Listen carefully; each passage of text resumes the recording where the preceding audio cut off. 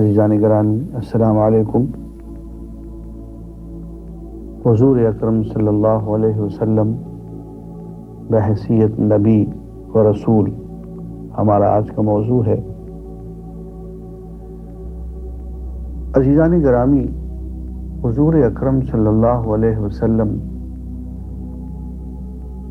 آپ کی پوری زندگی، پوری تاریخ، پوری صحت کے ساتھ محفوظ ہے۔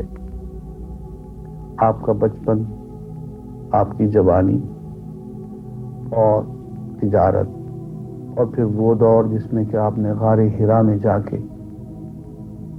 عبادت کرنا شروع کی اور تنہائی میں رہنے لگے، یہ زندگی کے سب گوشے ہمارے سامنے کھلی کتاب کی طرح سے موجود ہیں۔ لیکن انسان ورطہ حیرت میں پڑ جاتا ہے کہ ایک شخص جو کہ ایک انتہائی صادق اور انتہائی امین تاجر ہے مگر خاموش، انہوں نے زندگی میں کبھی کسی سے کسی موضوع پہ بحث نہیں کی ہے۔ اخلاقیات کا موضوع ہو، کوئی فلسفے کا موضوع ہو، علمی موضوع ہو، توحید کی بات ہو، شرک کی بات ہو، دین و مذہب کی بات ہو، مسلک کی بات ہو، کہیں پتہ نہیں چلتا کہ کبھی انہوں نے زندگی بھر کسی موضوع پہ کسی شخص کے ساتھ کسی مجمع میں گفتگو کی ہو، تقریر کی ہو یا بحث کی ہو۔ لیکن 40 سال کی عمر میں غار حرا جاتے جاتے اچانک ایک تبدیلی، ایک انقلاب، ایک گفتگو کرتے ہیں اور لوگ انگشت بدنداں رہ جاتے ہیں۔ پڑھے لکھے لوگ، پڑھانے والے لوگ، سیانے لوگ، دانشور، خطیب، شاعر جب حضور کے سامنے آتے ہیں تو ان کی گھگی بن جاتی ہے، اور زندگی کے ہر موضوع پہ اتنی خوبصورت گفتگو، اتنے خوبصورت لیکچر اور اتنے حسین خطبے کہ تاریخ ایسے خطبات سے، ایسی تقاریر سے، ایسی گفتگوؤں سے بالکل عاری۔ اور پھر زندگی بھر کبھی کسی مدرسے میں، اسکول میں، مکتب میں ایک لفظ بھی نہیں پڑھا، کہیں تعلیم حاصل نہیں کی، لیکن انتہائی پڑھے لکھے لوگ، خطیب، شاعر، معلم جب حضور کے سامنے گفتگو کرتے ہیں اور حضور کے لائے ہوئے کلام کے ساتھ اپنی گفتگو کا موازنہ کرتے ہیں، بڑے سے بڑا شاعر جب حضور کے کلام کو اور حضور کی لائی ہوئی وحی کو سنتا ہے تو سجدے میں گر جاتا ہے۔ حد یہ کہ وہ شاعر جو اپنے دور کا عظیم ترین شاعر کہلاتا ہے، جب حضور کے لائے ہوئے قرآن کو پڑھ چکتا ہے تو شاعری چھوڑ دیتا ہے۔ کوئی اس سے پوچھتا ہے کہ میاں تم تو اتنے بڑے شاعر تھے، کیا ہو گیا، تم نے شعر کہنا چھوڑ دیا؟ کہتے افبعد القرآن، کہ قرآن کے بعد بھی میں شعر کہوں، میرے شعر کی کیا حقیقت ہوگی؟ تو بڑے بڑے شاعر، وہ شاعر جن کے کلام کو سونے کی تاروں سے، سونے کے پانی سے لکھا جاتا تھا، ان کی حیثیت مدھم پڑ جاتی ہے، ان کے خطبات، ان کی گفتگویں، وہ سب کے سب دھیمے پڑ جاتے ہیں۔ پھر اور سنیں، وہ ذات گرامی جس نے ساری زندگی کسی سے جھگڑا نہیں کیا، کبھی ہاتھ میں تلوار نہیں لی، کسی جنگ میں حصہ نہیں لیا، اور سپاہیانہ زندگی کبھی نہیں گزاری، کہیں جنگی تربیت نہیں لی، لیکن اچانک ان کی زندگی میں اتنا بڑا انقلاب آتا ہے کہ انسان کی تاریخ اتنا بڑا جرنیل پیش کرنے سے آ رہی ہے۔ آپ سن کے حیران رہ جائیں گے کہ حضور اکرم صلی اللہ علیہ وسلم کی زندگی میں 83 کے قریب جنگیں آئی ہیں۔ وہ جنگیں جو حضور نے خود لڑی یا آپ کی نگرانی میں لڑی گئی 83۔ آپ جانتے ہیں کہ ایک جنگ عظیم اول میں کتنے لوگ مارے گئے؟ لاکھوں کی تعداد میں نہیں، کروڑ سے زیادہ. جنگ عظیم دوم میں 1.5-2 کروڑ سے زیادہ لوگ مارے گئے. اور ادھر محمد رسول اللہ صلی اللہ علیہ وسلم ہے کہ آپ کا راستہ روکنے کے لیے بڑی سے بڑی طاقت آپ سے ٹکرائی، اس میں سلطنت روما بھی شامل ہے. لیکن ان 83 جنگوں میں کل تعداد انسانوں کی جو دونوں طرف سے قتل ہوئے ان کی تعداد ہزاروں میں نہیں، کل 533 ہے. اور انسان برتہ حیرت میں پڑ جاتا ہے کہ ایک شخص جو عالم انسانیت کا سب سے بڑا سپاہی، سب سے بڑا جرنیل ہے، وہ انسانی زندگی سے کس قدر پیار کرتا ہے کہ عظیم ترین جرنیل ہونے کے باوجود اس کے ہاتھ سے کبھی کوئی شخص قتل نہیں ہوا سوائے ایک شخص کے جس نے ڈول کیا کہ حضور کے ساتھ تنہا مقابلے کا اس نے دعویٰ کیا اور للکارا حضور کو کہ کسی اور سے نہیں لڑوں گا، بہادر ہو تو تنہا خود آ جاؤ، کسی اور سے مقابلہ نہیں کروں گا، صرف محمد سے مقابلہ کروں گا. صرف اس شخص سے حضور کا مقابلہ ہوا اور 1 سیکنڈ کے اندر وہ شخص ڈھیر ہو گیا. عزیزان گرامی، فتح مبین، پورا شہر فتح ہوتا ہے اور بغیر خون بہائے فتح مکہ میں حضور اکرم صلی اللہ علیہ وسلم کی جنگی حکمت عملی اس قدر خوبصورت کہ انسان حیران رہ جاتا ہے. پہلی بات تو یہ کہ مکہ جنوب میں ہے اور مکہ کی طرف پیش قدمی کرتے ہوئے حضور شمال کی طرف چل پڑتے ہیں. یوں لگتا ہے کہ آپ شمال میں تبوک کی طرف جاتے ہیں، کبھی دائیں کبھی بائیں، کبھی ادھر کبھی ادھر، کسی کو پتہ نہیں کدھر جا رہے ہیں، اور اچانک مکہ پہنچ جاتے ہیں. اور مکہ پہنچنے کے بعد فوج کا رواج ہوتا ہے کہ ایک باورچی کھانا پکاتا ہے اور سینکڑوں اس کا کھانا پکا ہوا کھانا کھاتے ہیں. ایک چولہا جلتا ہے اور سینکڑوں لوگ کھانا کھاتے ہیں. آپ نے فرمایا کوئی شخص کسی دوسرے کے ہاتھ کا پکا ہوا کھانا نہیں کھائے گا، ہر شخص اپنا کھانا خود پکائے. اب یوں تو 10,000 کا لشکر تھا، 10,000 لشکر کے لیے زیادہ سے زیادہ 200-300 چولہے کافی تھے، لیکن 10,000 چولہے جل گئے اور مکہ کے ارد گرد اتنی بڑی آگ جلی کہ مکہ والوں کے دل دہل گئے اور بغیر جنگ کے انہوں نے ہتھیار ڈال دی. کہنا یہ چاہتا ہوں کہ وہ ذات گرامی جس نے کبھی تلوار ہاتھ میں نہیں لی، جس نے جنگی تربیت حاصل نہیں کی، وہ تاریخ انسانی کا سب سے بڑا سپاہی، سب سے بڑا جنگجو، سب سے بڑا جرنیل، اور وہ بھی ایسا جس کے نزدیک انسانی جان کی حرمت 83 جنگوں میں دونوں طرف سے، مسلمانوں اور غیر مسلم دونوں طرف سے کتنے لوگ کام آئے؟ 533. کیا تاریخ انسانی اس کا نمونہ دینے کو تیار ہے؟ اور کیا یہ نبوت نہیں ہے تو اور کیا ہے؟ اور سنیے، وہ ذات گرامی جس نے کبھی سیاست میں حصہ نہیں لیا، جو خاموش تاجر ہے لیکن اپنے شہر کی سیاست قیادت میں کبھی شرکت نہیں کی ہے، لیکن وقت نے ثابت کیا کہ وہ اتنا بڑا دانشور، اتنا بڑا اسٹیٹس مین ہے کہ وہ کسی قوم کے ساتھ جب معاہدہ کرتا ہے تو اس کے اپنے ساتھی بھی یہ کہتے ہیں کہ ہم لوگ لٹ گئے، یہ تو بڑا ہی دب کے آپ نے معاہدہ کیا ہے، اور وہ کہتے ہیں کہ نہیں، یہ تو فتح مبین ہے. اور وقت ثابت کرتا ہے کہ وہ بات جسے دشمن بھی دوست بھی سب لوگ شکست کہہ رہے تھے، وہ فتح مبین نکلی.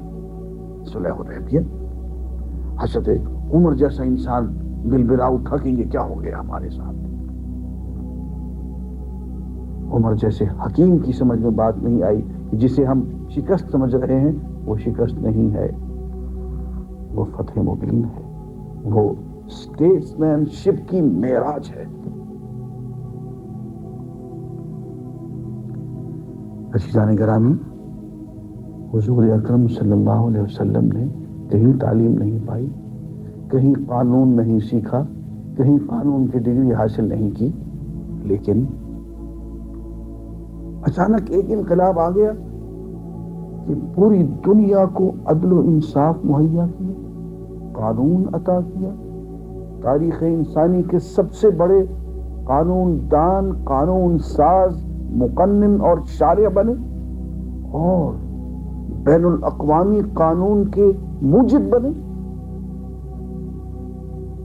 عزیزان گرامی، کبھی کسی قبیلے کی آپ نے سرداری نہیں کی، لیکن ایسا عظیم انقلاب آیا کہ ہیڈ آف دی اسٹیٹ بنے، اور ایسے عظیم ہیڈ آف دی اسٹیٹ انسانیت اس کی نظیر پیش کرنے سے قاصر ہے۔ مجھے کسی ایسے ہیڈ آف اسٹیٹ کا نام تو بتائیں کہ جب وہ فوت ہونے لگے تو اس کی ذرا کسی کے گھر میں گروی پڑی ہوئی ہو۔ جس وقت وہ فوت ہونے لگے، رات میں تاریکی دور کرنے کے لیے چراغ جلانے کو گھر میں تیل نہ ہو، ایسے کسی بادشاہ کا، ہیڈ آف دی اسٹیٹ کا، صدر مملکت کا مجھے نام بتائیں جس کے گھر میں 2 مہینے چولہا نہ جلتا ہو، دنیا بھر کو، ارد گرد کے لوگوں کو دولت لٹا دے، لیکن ایک رات بھی ایسی بسر نہ ہو کہ گھر میں 1 درہم یا دینار موجود ہو۔ عزیزان گرامی، وہ ذات گرامی جس نے کبھی شعر نہ کہا، کبھی ادبی مجلس میں نہ بیٹھے، کہیں تعلیم نہ پائی، لیکن دنیا بھی کہے کہ محمد الرسول اللہ صلی اللہ علیہ وسلم افصح العرب ہیں، عرب کے فصیح ترین، بلیغ ترین شخصیت ہیں، آپ سے زیادہ خوبصورت اور بلیغ خطبہ بیان کرنے والا کوئی شخص نہیں۔ اور پھر ایک انتہائی حیرت ناک بات، اس پہ ذرا غور کیجئے۔ انسان کی زندگی کا ایک سٹائل ہوتا ہے، ایک ہی اسلوب ہوتا ہے، اور وہ ساری زندگی اسی اسلوب میں، اسی سٹائل میں گفتگو کرتا ہے۔ لیکن محمد رسول اللہ صلی اللہ علیہ وسلم وہ ذات گرامی ہے کہ ایک سٹائل تو وہ ہے جو اللہ تعالیٰ سے لے کے آئے ہیں، قرآن مجید۔ یہ بالکل اسلوب ہی الگ ہے، سٹائل ہی الگ ہے، زبان ہی الگ، ڈکشن سب کچھ الگ۔ اور ایک ان کا سٹائل وہ ہے جسے ہم حدیث کہتے ہیں، جو آپ کی اپنی زبان ہے۔ کیا یہ ممکن ہے کہ کسی شخص کی زندگی میں 2 مستقل متوازی سٹائل چل رہے ہیں، 2 اسلوب ہوں، 2 انداز گفتگو ہوں، 2 انداز تحریر ہوں؟ غور کر کے دیکھیے، قرآن مجید کا انداز، اسلوب، سٹائل، اس کی ڈکشن بالکل الگ۔ حضور کی جو ذاتی گفتگو ہے، احادیث جسے ہم کہتے ہیں، اس کا اسلوب، اس کا سٹائل، اس کا انداز، اس کی لغت، اس کی ڈکشن بالکل الگ۔ کیا یہ انسانی طور پہ ممکن ہے کہ کسی شخص کی زندگی میں 2 متوازی سٹائل چل رہے ہوں؟ ایسا ہرگز ممکن نہیں ہے۔ صاف پتہ چلتا ہے کہ حدیث جو ہے وہ حضور اکرم صلی اللہ علیہ وسلم کا ذاتی اسلوب ہے، اور قرآن جو ہے وہ حضور کی لغت نہیں ہے، وہ حضور کی زبان نہیں ہے، وہ کلام اللہ ہے۔ عزیزان گرامی، یہ اتنا عظیم انقلاب جو حضور کی زندگی میں آ گیا اور اچانک آ گیا، یک لخت وہ خطیب بھی بن گئے، یک لخت وہ قائد بھی بن گئے، یک لخت وہ ادیب بھی بن گئے، یک لخت وہ جرنیل بھی بن گئے، یک لخت وہ ایسی صلاحیتیں لے کر آ گئے کہ اسٹیٹس مین بھی بن گئے، وہ ہیڈ آف دی اسٹیٹ بھی بن گئے، وہ مقنن، قانون ساز اور معلم، اور معلم الاخلاق، اور صرف معلم نہیں، اس پہ عمل کر کے دکھانے والے، اوروں کو عمل کروانے والے بن گئے، اور انسانیت کی تاریخ کا سب سے بڑا انقلاب لانے والے بن گئے۔ ایسا انقلاب جس نے انسانوں کو ایک صف میں کھڑا کر دیا، جس نے عدل و انصاف برپا کر دیا، جس نے ان لوگوں کو بھی امان عطا کر دی جو ان کی نبوت پہ ایمان نہیں لائے۔ آپ ذرا غور تو فرمائیں کہ مسلمانوں میں خانہ جنگی ایک طویل عرصے تک رہی، لیکن اس خانہ جنگی کے دوران کبھی اقلیتوں نے بغاوت نہیں کی. بہترین موقع تھا امیر معاویہ اور حضرت علی کی جو جنگ ہوئی ہے خانہ جنگی، ایک موقع تھا اقلیتوں کے لیے کہ وہ مسلمانوں سے اپنے علاقے آزاد کرا لیتے، بغاوت کر لیتے، جان چھڑا لیتے. لیکن صاف پتہ چل رہا ہے کہ اقلیتوں کو حضور اکرم صلی اللہ علیہ وسلم کے بنائے ہوئے نظام میں اس قدر چھایا ملی، اس قدر سکون اور اطمینان ملا جو ان کی اپنی قوم کے حاکموں سے انہیں نہیں ملا تھا. جو عدل و انصاف، جو مساوات، جو حقوق، جو معاشی تحفظات، جو سیاسی مراعات جو انہیں اسلام کے دیے ہوئے نظام میں ملی، وہ ان کے اپنے آبائی اور اپنے قومی نظام میں ان کو نہیں ملی تھی. جبھی تو انہوں نے کبھی بغاوت نہیں کی ہے. یہ سب باتیں ثابت کرتی ہیں کہ اتنا عظیم انقلاب جو حضور اکرم صلی اللہ علیہ وسلم لے کر آئے ہیں وہ انسانی جدوجہد نہیں ہے، وہ انسانی کاوش نہیں ہے، بلکہ وہ اللہ تعالیٰ کی دین ہے، وہ اللہ تعالیٰ کی وحی ہے جو حضور تک پہنچی ہے، اور وہی تعلیم ہے جس کو نافذ کیا گیا ہے، وہ ایک نظام کی شکل میں سامنے آئی ہے اور اس نے عظیم ترین انقلاب برپا کر کے رکھ دیا ہے. عزیزانی گرامی، تاریخ انسانیت کے دو عظیم ترین معجزے ہیں جو میں آج آپ کی خدمت میں بیان کرنا چاہتا ہوں. ایک معجزہ اور وہ سب سے بڑا معجزہ وہ اللہ کا کلام ہے. دیکھیے، اگر ہم آج چاہیں کہ اپنی کسی محنت، اپنی کسی کاوش، کسی کتاب کو ہم محفوظ کر لیں، پریزرو کر لیں، تو یہ ہمارے بس میں نہیں ہے. ہم کیا دنیا کی ساری حکومتیں مل کے کسی ڈاکومنٹ کو، کسی کتاب کو ہمیشہ کے لیے محفوظ کرنا چاہیں تو یہ انسانی طور پر ممکن نہیں ہے، اس لیے کہ 200-300 سال کے بعد وہ کتاب ناپید ہو جائے گی، اس میں تبدیلیاں آ جائیں گی، اس میں تحریف ہو جائے گی. اور تو اور خود وہ زبان جس میں ہم نے کتاب لکھی ہے وہ زبان 7-8 سال کے بعد وہ ناپید ہو جائے گی. جب وہ زبان ہی نہیں ہوگی تو کتاب کو ہم کیا کریں گے؟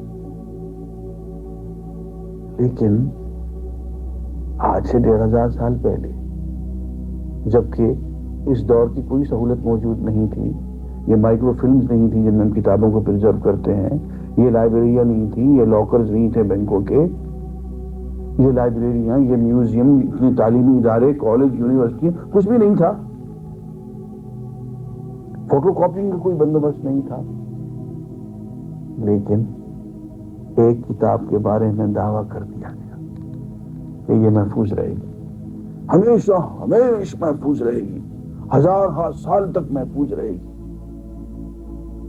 جانے گرامی، یہ دعویٰ تو ہم آج بھی نہیں کر سکتے اپنی کتاب کے بارے میں. دنیا کی ساری حکومتیں، دنیا کے سارے انسان مل کے کسی ایک ڈاکومنٹ کو ہمیشہ ہمیشہ کے لیے محفوظ کرنے کا دعویٰ نہیں کر سکتے. لیکن 1500 سال پہلے، جبکہ ان کے پاس کوئی سہولت نہیں تھی، انہوں نے دعویٰ کر دیا، اِنَّا نَحْنُ نَزَّلْنَا الذِّکْرَ وَإِنَّا لَهُ لَحَافِظُونَ. ہم ہیں جنہوں نے اس کتاب کو، اس پیغام کو، اس دین کو نازل کیا ہے. دیکھ لینا، ہم اس کی حفاظت کر کے دکھائیں گے. وَإِنَّهُ لَكِتَابٌ عَزِیزٌ، اور یہ ایک زبردست کتاب ہے. لَا يَأْتِیهِ الْبَاطِلُ مِن بَیْنِ یَدَیْهِ وَلَا مِن خَلْفِهِ، اس کے آگے پیچھے سے کوئی غلط بات اس میں شامل نہیں کی جا سکتی. تنزیل من عزیز الحکیم، یہ عزیز و حکیم کی طرف سے نازل کردہ کتاب ہے. یہ اسی کا وعدہ ہے، محفوظ رہے گا. 20ویں جگہ یہ آیت آئی، لا مبدل لکلماتہ، اس کے کلمات کو کوئی تبدیل کرنے والا نہیں ہے.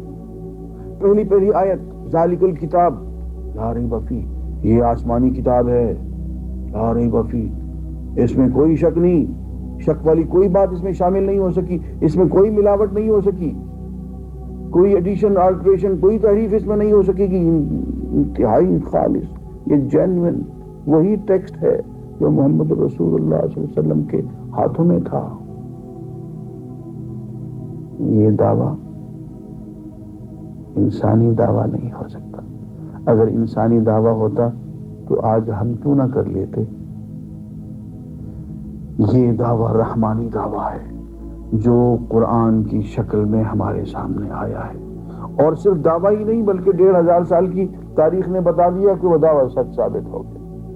اس قرآن کی حفاظت کر دی گئی، اس کے الفاظ کی، اس کے حروف کی، اس کی آیات کی، اس کی صورتوں کی، ایک ایک چیز کی حفاظت کر دی گئی۔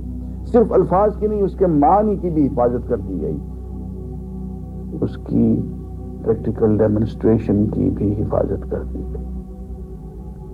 اللہ تعالیٰ نے اپنا وعدہ سچ کر کے دکھا دیا، اور صرف سچ ہی نہیں کیا ہے بلکہ اس کے لیے ایک پورا طریقہ وضع کر دیا جو انسان کے بس میں نہیں ہے۔ دیکھیے اللہ تعالیٰ نے کیا کمال کیا ہے۔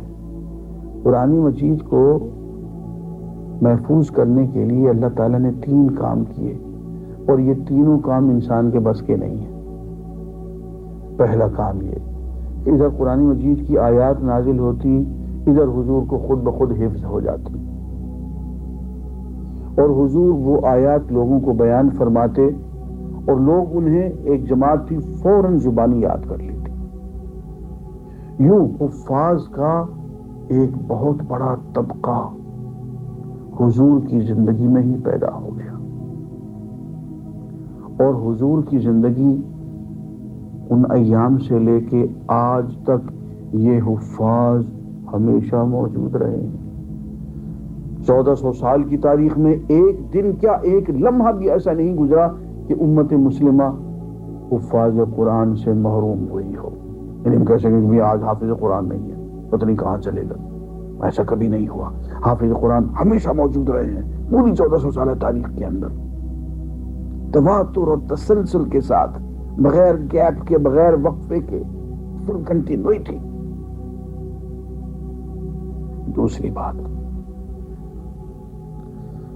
ادھر حضور اکرم صلی اللہ علیہ وسلم پہ قرآن مجید کی آیات نازل ہوتی، ادھر فوراً آپ صحابہ کو بیان فرماتے اور وہ فوراً لکھ لیتے۔ ہاں، آیات نازل ہوتی تو حضرت جبریل امین حضور سے یوں عرض کرتے کہ یا رسول اللہ، ان آیات کو فلاں صورت میں، فلاں آیات کے بعد اور فلاں آیات سے پہلے درج فرما لیجیے۔ یوں اس کی ایڈیٹنگ بھی حضرت جبریل خود کروا جاتے اور آیات وہیں لکھ دی جاتی۔ یوں ہوتے ہوتے قرآن مجید مکمل طور پہ تحریر کر دیا گیا حضور کی زندگی میں، اور قرآن مجید کے تحریر شدہ نسخے حضور اکرم صلی اللہ علیہ وسلم کی زندگی میں کامل طور پہ موجود تھے کئی صحابہ کے پاس۔ وہ دن اور آج کا دن، حضور اکرم صلی اللہ علیہ وسلم کی زندگی سے لے کر اب تک قرآن مجید کے نسخے لکھی لکھائی شکل میں ہمیشہ موجود رہے ہیں، لاکھوں کی تعداد میں۔ کبھی ایسا نہیں ہوا کہ قرآن مجید تحریری شکل میں غیر موجود ہو گیا ہو، غائب ہو گیا ہو، یعنی لوگ کہیں کہ یار قرآن مجید کے نسخے پتہ نہیں کہاں چلے گئے، اب تو کہیں ملتے نہیں۔ ایسا کبھی نہیں ہوا۔ قرآن مجید تحریری شکل میں ہمیشہ ہمیشہ کے لیے موجود اور محفوظ رہا ہے، اور یہ پوری تسلسل اور تواتر اور کنٹینیوٹی کے ساتھ، اس میں کہیں گیپ، کوئی وقفہ نہیں ہے۔ اور تیسری بات وہ یہ ہے کہ حضور اکرم صلی اللہ علیہ وسلم پہ جو ہی قرآن مجید کی آیات نازل ہوتی، آپ اس پہ عمل فرماتے، صحابہ سے بھی عمل کرواتے، اس کی پریکٹیکل ڈیمونسٹریشن ہوتی کہ یہ حکم آ گیا ہے، اس پہ یوں عمل کرنا ہے۔ حضور اکرم صلی اللہ علیہ وسلم کی زندگی سے لے کے، اس زمانے سے لے کر کے آج تک ہمیشہ ہمیشہ تواتر اور تسلسل کے ساتھ، بغیر وقفے کے، علماء کرام، اہل اللہ ہمیشہ موجود رہے ہیں، جنہوں نے قرآن مجید پہ عمل کیا ہے، جن کی پوری زندگی قرآن مجید کی روشنی میں گزرتی ہے۔ یوں 3 طریقوں سے قرآن مجید کی حفاظت کی گئی۔ حفظ کے ذریعے سے، حفاظ قرآن کے راستے سے، یہ حفاظ قرآن ہمیشہ موجود رہے ہیں۔ تحریر کے راستے سے، یہ قرآن مجید کے تحریری نسخے جو حضور کی زندگی میں مکمل ہو گئے، اس زمانے سے لے کر کے اب تک قرآن مجید تحریری نسخوں کی شکل میں ہمیشہ ہمیشہ موجود رہا ہے۔ اور تیسرے، ان لوگوں کی زندگیوں کے راستے سے جنہوں نے قرآن مجید پہ عمل کیا ہے اور ان کی پوری زندگی چلتا پھرتا قرآن مجید ہے یا قرآن مجید کا سراپا ہے، حضور اکرم صلی اللہ علیہ وسلم کی اتباع کا نمونہ ہے۔